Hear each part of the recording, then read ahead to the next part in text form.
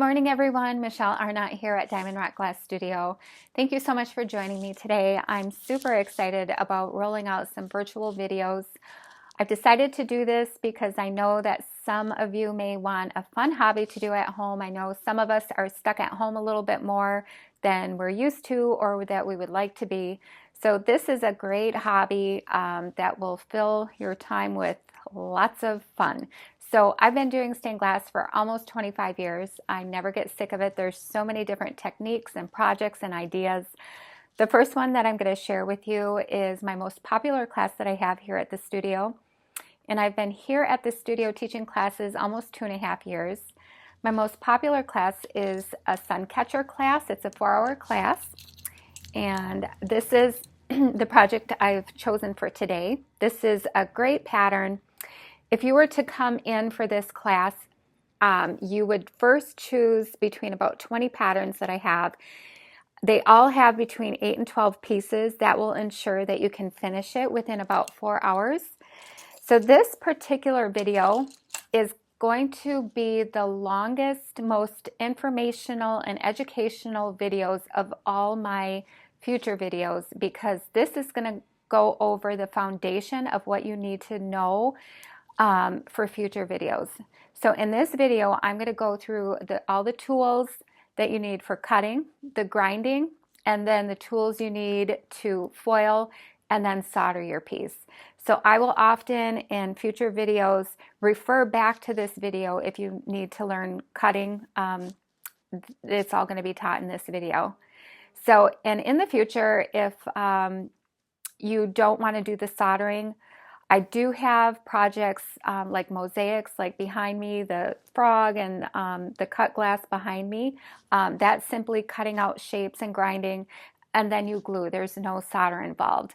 Or if you would like to do fusing, like this bowl, this might be a future kit where I can send you the glass and you cut and arrange, and then you would have to get it to me somehow, or someone who has a kiln and fire it in their kiln. And so that's a project that you can do. This is a future project that will be a kit. It's these succulents, which are super fun. They make great gifts. I love these. Everybody that I've ever given these to, they just love them. This is a very recent project that I have made that I have it's been requested that I teach this. So this may be a future kit. All the glass and the 2 side frames and the fun spiders, that may be a kit. But to make all of these, again, the foundation is this first video. I do teach all ages. Under 10 years of age, I have some projects that I'll share with you that have pre-cut glass.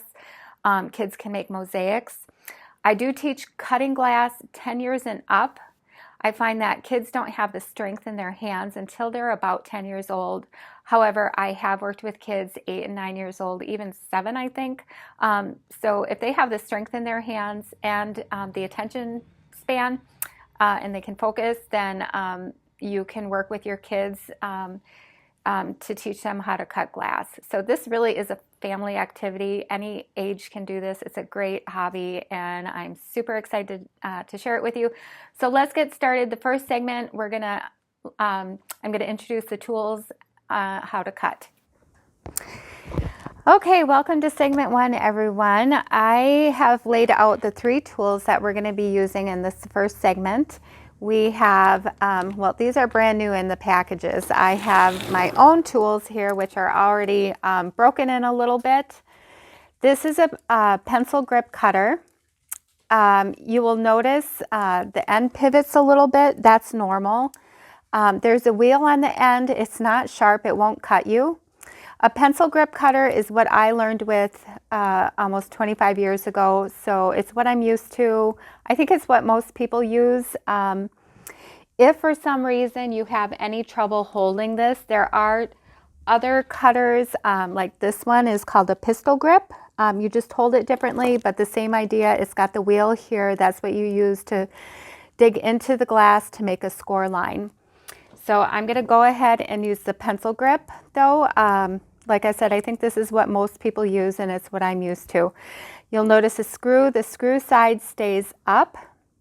And when you cut into glass, and I have a piece of practice glass here, you want to cut from one end of the glass to the other. You can't start in the middle, and you don't want to stop and start, and you don't want to rescore like that. That's just going to dull your wheel, which is not good.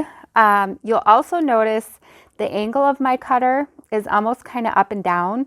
I'm not right on the corner of my glass, I'm on top of it. I usually use my thumb as a guide. It's inside of that corner about 1/8 of an inch. And a score line sounds like this. I ease up a little bit at the end so I don't chip the glass, but that will just come with practice. So now you can see the score line. It doesn't matter if it's not straight. The next tool is the running pliers. Again, screw side up. If ever something doesn't seem to be working quite right, always look to notice that your screw side is up. Now these running pliers are curved like this. So it's going to grab onto the glass here and here. There's a line in the center. Wherever that line is heading is where it wants to break the glass. So I'm going to line that line up with my score line, and notice I'm in about 1/2 inch, sometimes a little more, sometimes a little less. And then all you do is apply pressure by squeezing, and your glass will break. So the next step, if you were to come in for a class, is I would have you cut a curved line. And I just need to draw a half circle, which I usually do in my classes. I'll draw a half circle like this. And to cut this shape out, you are not going to be going like that. You're going to be working in a series of straight-ish lines. So your first cut might be something kind of like from there to there. Your second cut might be something like from there to there. So you're going to chip away at that half circle, and then you're going to have all these little jagged edges, and that's what the grinder is for. So let's go ahead and cut this shape out. And you can curve a little bit, but for the most part, you work in pretty straight-ish lines. You don't want to curve too much. So let's go ahead and cut this out. See, I curved a little bit. Now I'm going to pick up my running pliers. It's good practice to set down your cutter and pick up your running pliers between each score. Now I'm lining that line up, and I'm going to snap that off. And then I'm going to cut off another portion and snap that off. I'm going to cut another portion and snap that off. And now I'm going to purposely not cut off quite enough. So now, to save time at the grinder, I probably want that off of there. I could grind that off, but to save on your grinder bit and to save yourself time, it would be a good idea to cut that little bit off. And that's what the third tool is, which are the grozing pliers. So now I'm going to lay my glass flat with the screw side up. I'm going to make another little score line. Now with these grozing pliers, they're different than the running pliers. The running pliers, all you do is squeeze. With the grozing pliers, you want to grab firmly right below your score line, right in the middle and below. Grab firmly. And if all you did right now was apply pressure like these, you're just going to crush your glass. So now you just want to snap that off. So you have to, some people pull, some people snap. I'm a snapper like this, but some people, you'll notice they just kind of pull it off. So that'll just come with practice. But that half circle looks great, perfect for the grinder. The next point I need to point out is that when you're cutting, you will get little glass shards on your board, very, very important to have a sweeper in front of you. Here's one of mine. You can get these at the dollar store, but you want to sweep your board. Number one, I don't want you to cut yourself. And number two, if you have glass shards on your board and then you put a piece of glass over that glass shard and press down, you can break your glass. It's very likely that you will break your glass. So very important tool. It is a habit for me. After almost every cut, I'm constantly sweeping my board. It's just a really good habit, and it will save you trouble and band-aids and broken glass in the future. Okay, so those are the 3 tools that we'll need to complete segment 1 and get all of our cutting done. Before I get into cutting the glass that I picked out today, I just wanted to touch a little bit on the different glass. If you were to come in for a class, by far the most time-consuming part of the entire process is choosing your glass. Here's another example of the pattern that I showed you earlier. This is a good example of mixing cathedral glass, which is transparent glass you can see through, mixing that with opalescent glass, which is this darker glass that you cannot see through. And I mixed that with semi-opalescent glass, which is this white that has opalescent and it also has transparent parts. There's really no rules when it comes to picking out your glass. You can mix and match cathedral with opalescent, with semi-opalescent. And not only that, lots of glass has texture. Some glass is smooth. Some has a pattern of texture going this way. Some has a pattern of colors going this way. It's fun to mix and match. To me, it adds a little more interest. So let's get on to the cutting and I'll show you the glass that I picked out for today. Okay, so now we're going to be working with our pattern. You'll notice that I have 2 patterns here and they're both numbered exactly the same. One of these is going to be our template and the other one we're going to cut each piece individually. So we'll have 9 pieces, which I have done already. You can see that I've used this pattern a few times. So this is what our project looks like next.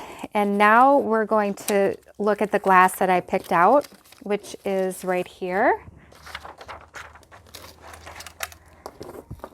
Okay, so I picked out this, it's actually called Seafoam Green. It's opalescent, you can't see through it. I want to point out that there is almost always a front and a back to your glass. Sometimes it's a little more difficult to see what's the front and what's the back. The back is typically the smooth glossy side, and that's the side you want to cut on. This glass is pretty smooth on both sides, but this side is smoother. The front typically is the prettier side, but not always. If you happen to like the back more than you like the front, then you would place your pattern piece accordingly.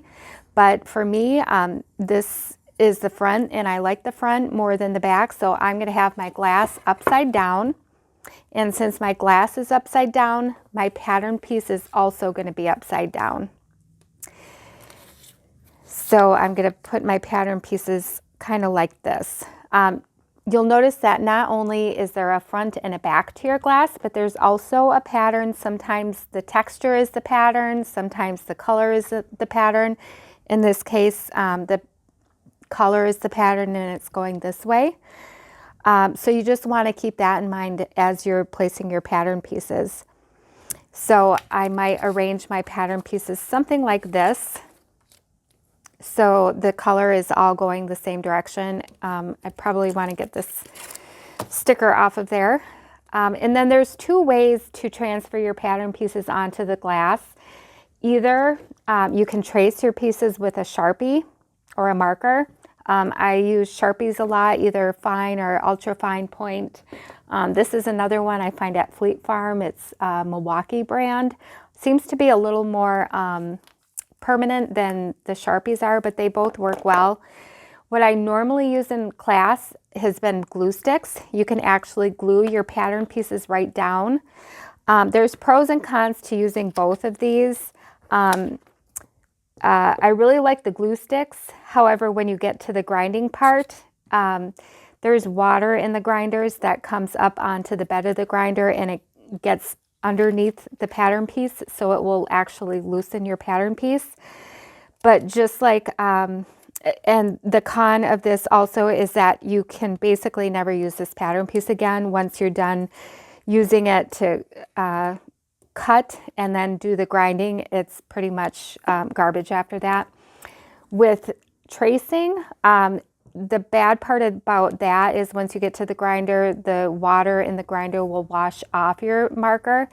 But then you will be able to use your pattern piece over again. So, and I always keep gold or silver in front of me in case I have dark colored glass or black glass that you can't see the black Sharpie. You want gold or silver to trace. So I'm going to skip forward. I'm going to actually go ahead and get all my pattern pieces on, and then I will be back. Okay, so I have all the pattern pieces down. I decided to glue these four down, and actually, since the pattern pieces are upside down and I can't see the numbers because they're upside down, you can go ahead and draw your numbers on the back.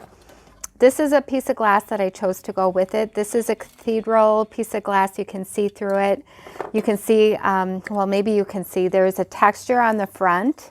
So I have it upside down, and I drew, I traced the pattern pieces on the back, and then I just drew right on the glass the number.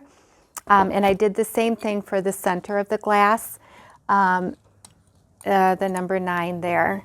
So now I'm going to start cutting my pieces out.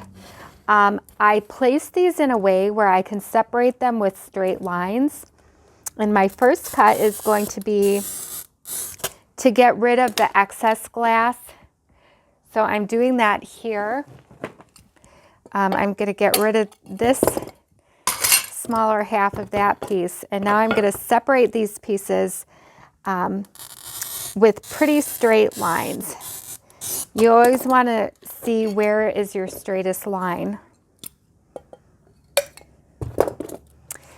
So I'm going to separate them further with another straight-ish line. Okay, so now I can start cutting this shape out. I'll start by doing this. And this is an outside curve, kind of the same thing that we did with the half circle that we did with the practice glass. And here's a pretty straight line right there. And this little piece there, I can use my grozing pliers with the flat side up and just get that off of there. So now here's an inside curve, which I haven't talked about yet. And those are the most difficult curves. Let me sweep my board real quick because I see some glass shards. The inside curves are the most difficult. When you do an inside curve or an inside cut, you never want to cut more than a shallow space. And this is pretty shallow, so I can get that inside curve with just one cut. So I'm going to go ahead and do the inside cut.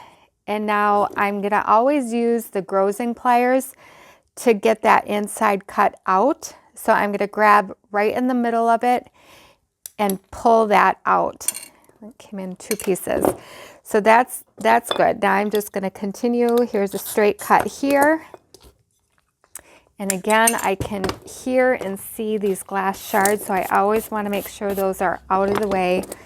And then I'm going to continue with the rest of the piece. So here's my number 1. And what's fun about this is you can watch your pattern grow. So I'm going to go ahead and finish cutting out all this.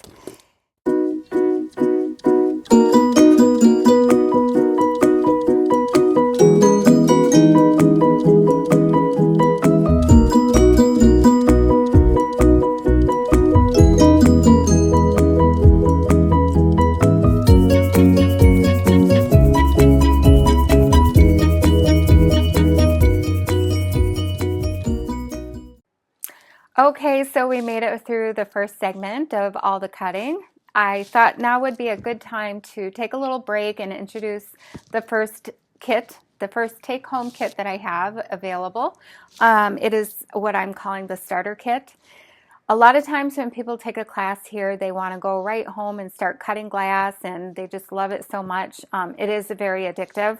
So I'll send them home with a pattern and some glass and the tools that they need. So, and then they'll go home and cut their glass and then bring everything back and do their grinding, foiling, and then finishing, soldering, everything here, which is fine.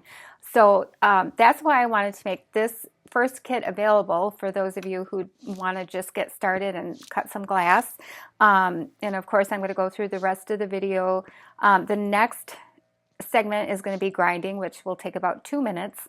And then the third segment will go through the foiling, soldering, and finishing, and that takes a little bit longer. So, and then I'm going to introduce a complete kit if you really want a whole entire studio and do this at home. So anyways, in this kit today, it comes in a box like this. It's 9 by 12 inches. In the box comes a piece of Homosoap board. This is what I've been cutting on today. It's pressed fiberboard. You'll see this in a lot of stained glass studios. It's a great tool to cut on. It's not too super hard, and you can push pins in it, which in future videos I'll show you. Some people like to pin their pieces in place, so it's good for that. It's also a good material to solder on because it is heat proof. So this to me is an essential tool in your stained glass studio. And this is a great size to do sun catchers on. The other thing that is in the box is the tools that we use today. So we have, this is a Toyo Comfort Grip cutter. This is a quality cutter that will last you years and years and years. I have been using mine for almost 25 years. Not the same one, but this particular brand and cutter. I can't promise to you that you'll get red when I order these. It comes in I get 6 and they're all different colors. You can request, but I can't promise that you'll get the color that you want. And then the running pliers and the grozing pliers will also come in the box. Also included in this box is the practice glass that we started with, so you don't get right into the glass that we picked out, the more expensive stained glass. I'm going to include a piece for you to practice some straight lines, and then a piece for you to do that curved line. So that's going to be included in your box.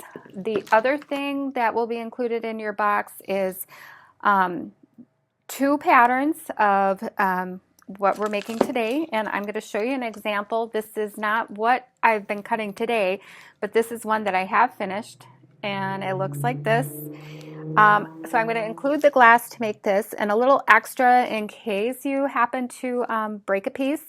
It happens. And I'm also going to include the glass to make this one here. Now, this is pretty safe glass to cut. I didn't want to start you with a real expensive glass or a hard to cut glass. If you get into your reds, yellows, oranges, pinks, those can be pretty pricey. They're the more expensive glass that you can purchase. And the reason for that is if you think about the metals that go into making those colors, for example, red, gold will go into it sometimes. So they're more expensive. And not all glass is created equal. Not all glass is really easy to cut. The glass that I've picked for you today, I'm going to call it safe glass. It's easy to cut. It's relatively inexpensive with it. So the things that you will need that are not included in the box, and these are available at Dollar Tree, which I love. Everything is actually $1. A pair of scissors, and then it's up to you if you want to use a glue stick or a Sharpie. This red one again, it's a Milwaukee brand that I get from Fleet Farm, which I really like. The other thing you may need is eye protection. During a class here, I only require eye protection for the grinding part, but if you want to get eye protection for cutting, you will need that. And a sweeper. that also you can get at the Dollar Tree. I don't have one to show you, but it's just something to sweep your glass shards off with. So that is my first take it home kit that I am introducing. So and after that, you know, after I go through all these videos and show you how to do it, I will have kits that I'm putting together, and I'm going to show you an example of one of those kits. What comes in it is simply, for example, to make this sun catcher here. And this, I don't know if you can see it, but there is a bevel in the center, a 1-inch square bevel, which is really beautiful. When the sun shines through it, it refracts the light, and it's very pretty. And then this, enough glass, I'd cut this down a little bit, but that would be a kit. The pattern for that, the glass, and the bevel. Now you already have your starter kit, so you have all your tools and you know what you're doing. So a kit like that would come in a box the same size as this. And the cost on that is going to be around $10. So if you really love this and you want to buy a bunch of kits, I mean, $50 can get you 5 kits and you'd have lots of gifts. Sun catchers are just so fun to make, and they do make really great gifts. So off to our second segment, which is the grinding. So I will see you then. Okay, everyone, we're to the grinding part now. I brought over a couple of pieces. Here's one of the pieces that I drew on, and here's one of the pieces with the paper. The grinder is super easy. It takes me about 2 minutes, not even, to show people how to use this. I'm not going to talk too much about the grinders. I'll do that in a later part of this video. Right now, I'm just going to show how to use the grinder. Basically, there's water underneath here, and I usually have to add some, but there's a sponge here that draws the water up to this grinder bit. Another thing that I usually add, a cap full of grinder coolant, just a little bit every time I clean out the grinder and then add more water. I usually add a cap full of the grinder coolant. It really saves on the grinder bit. So this grinder turns on right there. I always wear safety goggles for this part. I have safety goggles here at the studio for those who don't have glasses. I don't make people wear more than their glasses, but if they want to wear more, it never hurts to put the safety glasses on. So this is pretty self-explanatory. You're just gonna start grinding. For the pieces that you have the paper glued to it, the paper side should be up. The glass should stay flat on the grinder bed. And as you grind, you can see what's happening. I'm smoothing and shaping this piece, and you can also see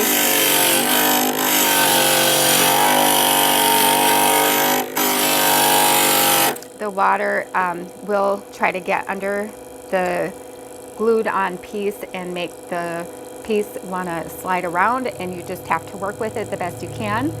So with this piece, we're going to go all the way around, and then for this one, you can see already there's water getting up on there, so it's going to want to wash away the marker.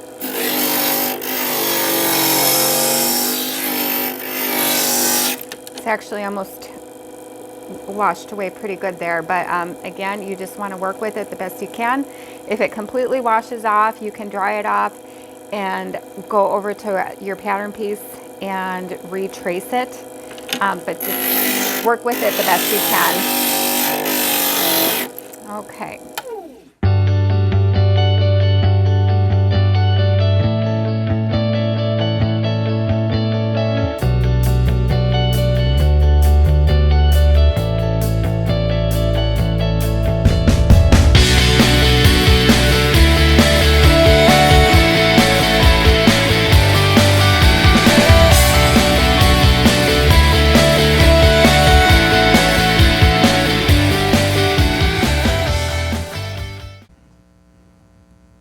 Okay, everyone, I have finished grinding all of the pieces, and after that I cleaned and dried all the pieces. I took the paper off of these pieces that I had glued the paper on, the paper pattern.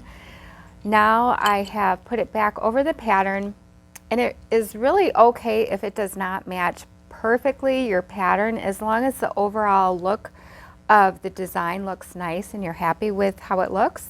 That's all that matters. And if you excuse me, happen to have a couple of little gaps, that is okay. It will fill in with solder. It's never going to be perfect, but they do need to be very clean and very dry, because this next part, which is the foiling, is very, very important. It's very important that this copper foil tape sticks to these pieces really, really well. If it doesn't, then our whole piece could fall apart. So I always make sure that the foil that I'm using is a quality foil, which this is, and I'll talk more about this a little bit later.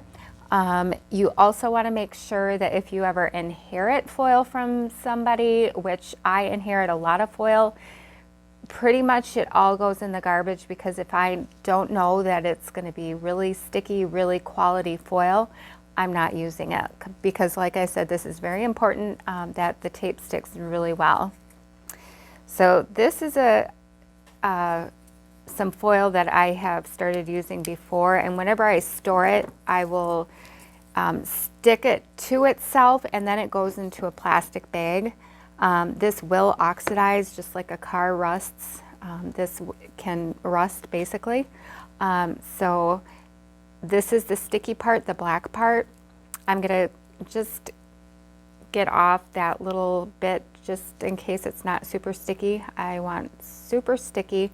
This is black back. They also make silverback or copperback. For reasons I'll explain later, I usually use black back. Some of the glass that you're going to be foiling, you can see through the glass, so you are going to be able to see the back of the foil. You can see that you can see the black on the back of the foil through the glass. And when we're done soldering, well, I guess I'm explaining this part now. Once we're done soldering, we're going to have the option to either leave the solder lines silver or use a patina to turn them black, which I normally do. So I normally use black back, or you can use copper patina. In that case, if you know you're using copper patina, you could use the copper back. But black back, whether you stick with the silver or use a copper patina or use the black patina, the black is always going to kind of blend in and kind of fade out no matter how you decide to finish your solder lines.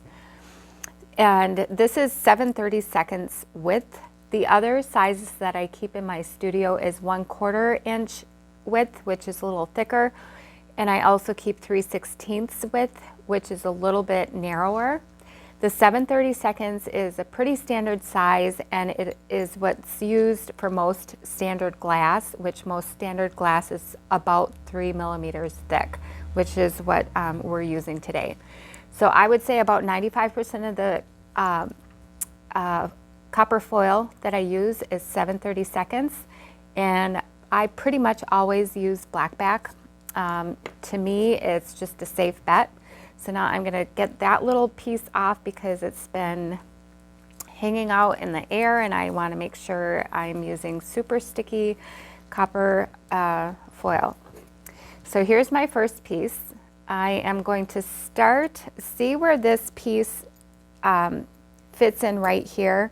So when it's gonna be soldered, I'm gonna solder it here and here. And this part isn't connected to another piece.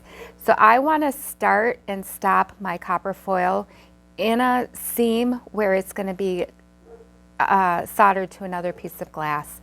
So with this one, I'm going to start right here. And I should have my glasses on, but I don't see them within reaching distance, so I'm going to wing it.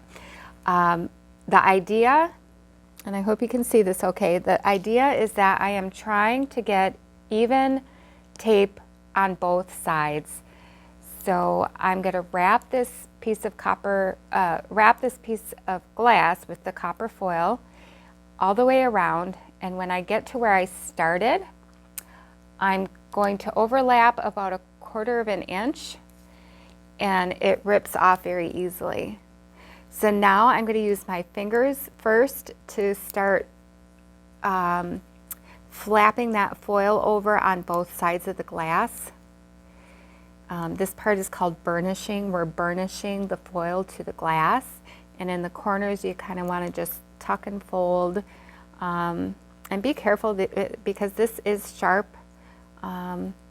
So once you're done doing that with your fingers, we have 2 tools here which are called burnishers. They're also called FIDs, F-I-D. This first one is also called a lathkin. So, but the idea is we're doing everything we can with these tools to make sure the copper foil sticks to the glass as good as possible. So I'm going to use this side of this burnisher first, and I'm going to get all the sides. I'm really going to smooth the tape over the sides of all the sides of the glass. So once I'm done with that, I'm going to use this burnisher, and this side has, I call it a crimpy part. It's going to crimp all the edges, and so I'm going to go all the way around with that, and then I'm going to lay my piece flat, and this is the rolly side, the rolling part. I'm going to roll, and it's going to flatten out and really stick the foil to the glass. Now I'm going to turn it over.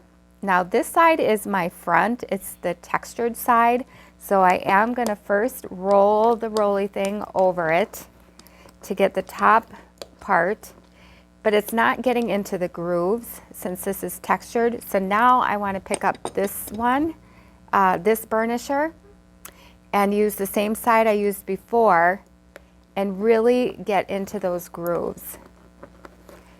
So now this piece is finished. Now I'm going to do that to all of my pieces.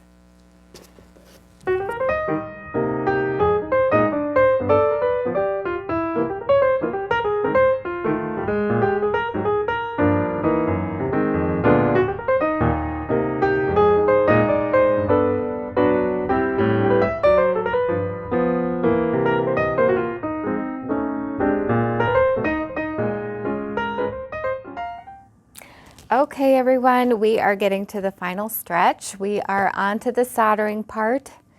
The first part I tell students before they start soldering is to get your pieces exactly where you want them. And it can be still on your pattern, so you can try to make sure that the pieces are just where you want them. So I have done that already. The next step is that we are going to tack solder, and tack soldering means that we are going to join it wherever you have 2 or more pieces of glass that meet. For example, here, here, here, here, here, here, here, and here. So basically you have 2, 4, 6, 8 spots on this particular piece. And in order for the solder to stick to the copper foil, we need to flux those spots. So I'm using a paste flux here versus a liquid flux. So I'm using this paste flux. I'm going to brush it on with a flux brush. So I'm going to flux those 8 spots that I just talked about. And then I'm going to drop some solder onto each of those 8 spots. And I usually don't like to keep my flux brush in the flux, but on a piece of paper towel, or sometimes I hang it off of my Homosoap board. Here's the solder I'll be using. This is 60-40 solder, so it's 60% tin, 40% lead. You'll notice I do have a fume trap here. I would recommend that you solder in a ventilated room or run a fan so the solder is, the fumes are not going right up into your face and you're breathing them in. A long exposure to that is not good for you. So now I'm going to use my soldering iron, I usually wipe the tip of my soldering iron with this sponge in the back corner just to get any excess solder off of the tip and to clean off the tip. So now I'm ready to drop some solder into those spots where I fluxed. So is this plugged in? Yep. Okay. So I'm just going to drop some solder onto those spots. So there's 2, 3, 4, 5, 6,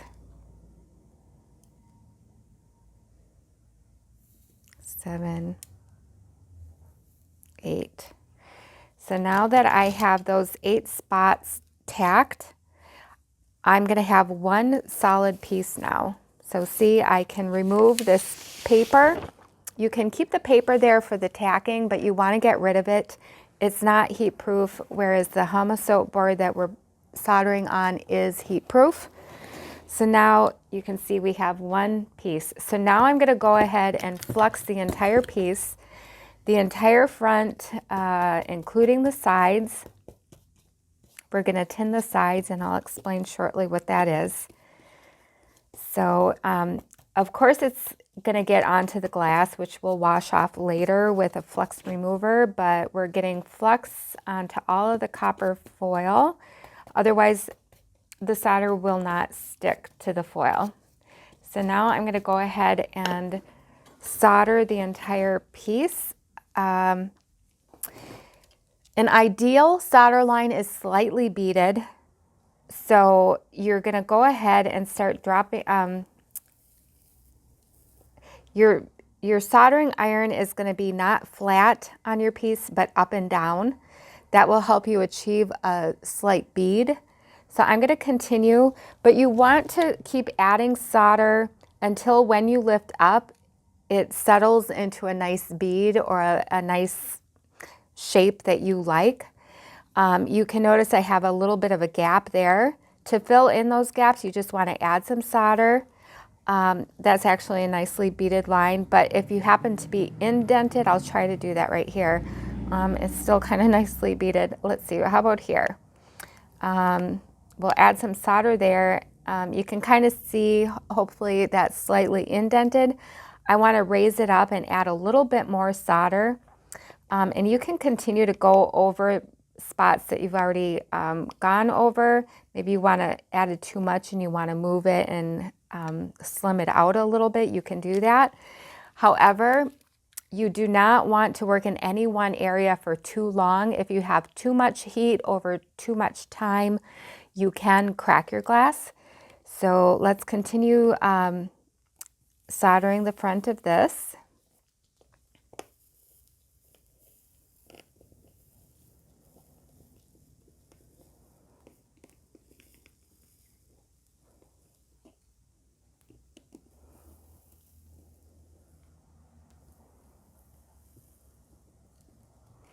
And I don't think I mentioned yet that you usually want to keep the solder out 5 or 6 inches. You don't want to be right on your fingers and hurt yourself or burn yourself.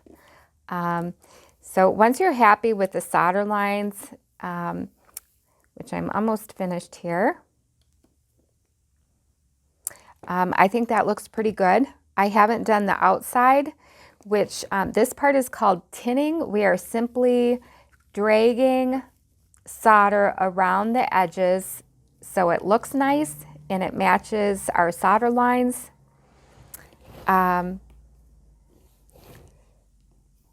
You do not need to add more solder for the most part.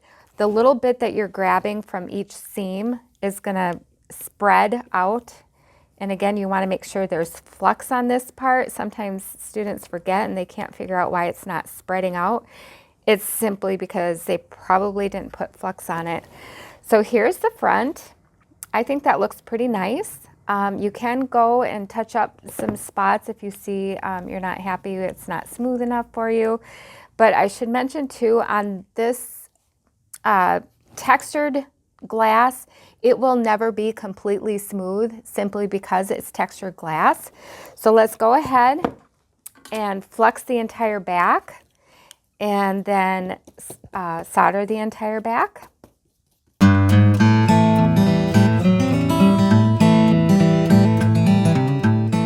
Okay, so I have a glove on now. I'm going to grab my piece. I've got the front, well, that's the back, that's the front. Now I want to get the sides. I'm going to grab my soldering iron and just run it along the sides, but I want to go away from me and toward the Homosoap board, so anything that falls, any excess solder is going to fall onto the Homosoap board. So let's do that. I normally, I see it's smoking up a little bit right now. I don't have my fume trap on just because it's a little bit loud. Normally I would have that on and it would suck the fumes right in there, or if you had a fan on, it would be blowing it away from you. So I'm trying not to breathe that in, actually. So we're just going to go all the way around. And I didn't really have much excess, and now I'm done with the sides. So I got the front, the back, and the sides. So now I want to decide how I want to hang this. I'm going to take my glove off. So we can hang this with this being the top, or we can hang this with this being the top. I kind of like it like this. So this is going to be the top. So I'm going to put a hook here and here. So we're almost done to wash it and patina it and really finish it. But first we want to put these little hooks on so we can hang it. These are going to be included in your kits. And I just have a mini pair of needle nose pliers, which I do sell here, but maybe you have some of these at home. So I'm just going to grab onto that hook like this, and I'm going to hold it. I hope you can see here. I'm going to hold it so it's flat there. I'm going to put some flux right there, and now this is going to take a little bit of practice, but I'm going to take my soldering iron and just grab a little bit of solder and drop it on there real quick. I'm going to do a little bit more, but this you have to be real quick at because it will melt and sometimes fill in that hole, or it'll bleed through the other side. So now I'm sure that this did bleed through some on this side, so I'm just going to touch that up a little bit. Normally this part, for somebody's first time, I do it for them. But if you're taking this home and doing it yourself, you can do this. It's just going to take a little bit of practice. Now I've got that one on. When it's good enough, I leave it alone. This is one of those things that you just leave good enough alone. And so I'm going to grab my other one. And I think I did mention I'm doing this on the back. So this part's on the back, and on the front you should just see the nice loop from the back. So these also have an opening. I'm soldering where that opening is. So I'm going to flux again here and grab some solder and quickly put that on there. That's good enough.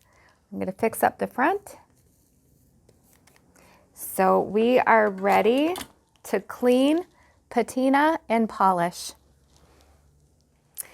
Okay, I brought this over to the sink, and this is what I use to wash it. This is a flux remover, CJ's flux remover. Works really, really well. I wish I could tell you to just use Dawn dish soap, but honestly, it does not work as well. This really gets that flux off.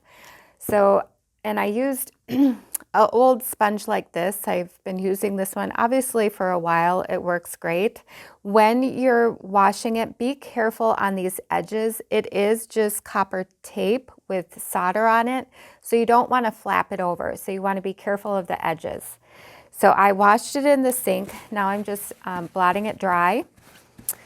And I have it on some paper towel right now. The next step, these silver lines, remember I said you can keep them silver, or you can use a black patina or a copper patina. I am going to use the black patina today, and I'll show you how to apply that. I'm going to keep it on the paper towel. Normally I do this right on my Homosoap board, but I'll just do it on the paper towel. This is the black patina. I used to apply this with a rag, but I have found a new way to do this recently, and I really like it. I just fill the cap with a little bit, and see how it's a nice colored blue. So I'm going to set that down, and I'm going to use a toothbrush to aggravate that patina into the solder lines. And I really like how this works really well. It seems to get it more black than using a rag or a towel. And you don't waste as much because it doesn't absorb into the rag. So see how that's an instant chemical reaction, the black patina turning the silver solder into that dark color. So I'm going to continue to go all the way around, being careful of these taped edges. And then I'm going to flip it over and do the same thing. You don't need to wait. And I am going to rinse this off because you can see it kind of makes a dark, watery mess. So I'm going to take my time and get all the silver. You can even get the little hooks. And after you do the front and the back, just like soldering, then you do the sides last. And that one capful is getting us through the entire project. So this really is an effective, good way to do the patina. So now I'm pretty happy. I'm very happy with how this is looking. I'm going to rinse this off, and I'll be right back. Okay, so I rinsed this piece off. I rinsed the patina off, and I just blotted it with a paper towel so it's nice and dry now. The cap from the patina, I wanted to point out that I rinsed it out before I put it back on. You don't want to add any contaminants to the patina, or that pretty blue color that poured out will turn an icky brown. So very important. So we're done with that. The last step is the polish. We're going to use this Leva polish. It's a wax base. You don't want to use very much. Actually, something I forgot was to shake it up. You really want to shake this up. It's going to be more like a thick, milky, like that. There we go. Okay. And then I usually use cut up rags that I end up throwing away right after this part. This is really going to protect the solder lines. In a year or two or months from now, the solder lines will tarnish a little bit. They'll turn color a little bit, and you'll want to do this step again. But you're going to be good for probably a couple of years. This also is going to really shine up your glass. So I'm polishing my glass with the wax polish. It's gonna, when it dries, it hazes up a little bit. So with that haziness, you just want to keep polishing it until it's not hazy anymore. And so I think it looks good. Okay, so here's our piece.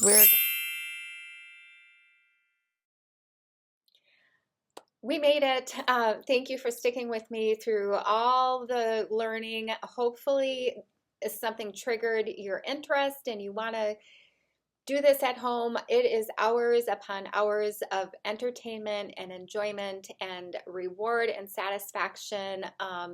This really is a great hobby. Next, I'm just going to show some images of kits and options, and I hope to see you during my next video. Thank you, everyone. Have a wonderful day.